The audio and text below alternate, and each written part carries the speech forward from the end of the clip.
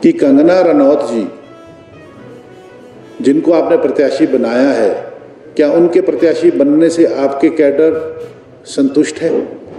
क्या आपके कैडर में खलबली नहीं मची हुई है?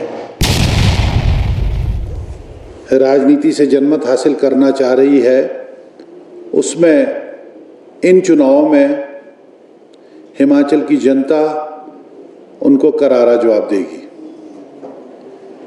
जो भी रिजल्ट आता है, कांग्रेस पार्टी की सरकार स्थिर है और कांग्रेस पार्टी की सरकार के पास मैंडेट है।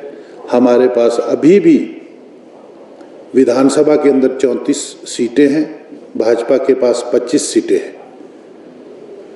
और लोकसभा की सीटों की विजय के बाद, विधानसभा की सीटों की विजय के बाद ये ज़रूर है कि हम और स्ट्रांग होंगे, परंतु भाजपा जिस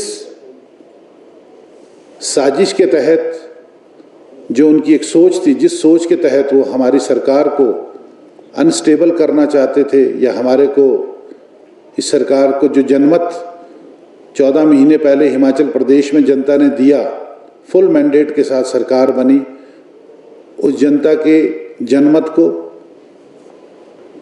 नुकसान पहुंचाने की कोशिश करने की जो साजिश रची थी, उसमें उनको 1 जून की पोलिंग के बाद 4 जून को जब आपके सामने नतीजे आएंगे, भाजपा को मुंह की खानी पड़ेगी।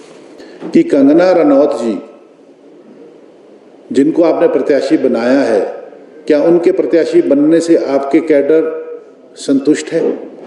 क्या आपके कैडर में खलबली नहीं मची हुई है?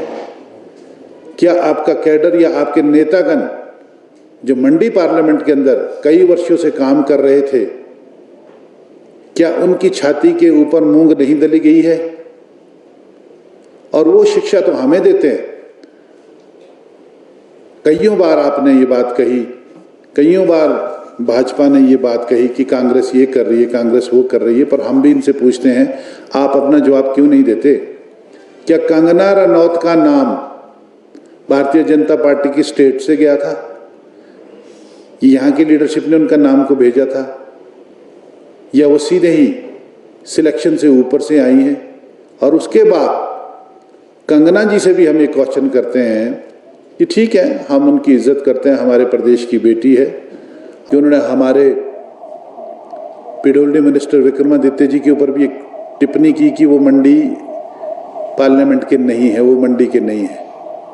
तो अब मुझे हैरानी की बात हो रही है कि जिसको भारतीय जनता पार्टी ने लोकसभा का कैंडिडेट बनाया है मंडी पार्लियामेंट से, she is fighting the election of member of parliament, उनको ये अंदाज़ा नहीं है कि मंडी पार्लियामेंट में कितने विधानसभा क्षेत्र आते हैं और किस विधानसभा क्षेत्र में विक्रमादित्य जी का घर है, या उनको इस बात का अंदाज़ा नहीं है कि विक्रमादित्य जी के पिताजी स्वर्गीय राजा वीरभद्र सिंह जी 1971 में पहली बार मंडी से लोकसभा के सदस्य बने और 4 मरतबा वो सदस्य रहे मंडी पार्लियामेंट से, और 3 दफ़ा उनकी माता जी श्रीमती प्रतिभा सिंह जी सदस्य रही।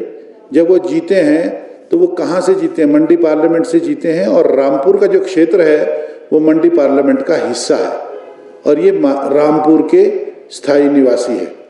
अभी उनको तो ये भी समझ नहीं है कि इस पार्लियामेंट में कितने ज़िले हैं, कितनी कॉन्स्टिट्यूंसियाँ, कौन आदमी कहाँ से लड़ रहा है।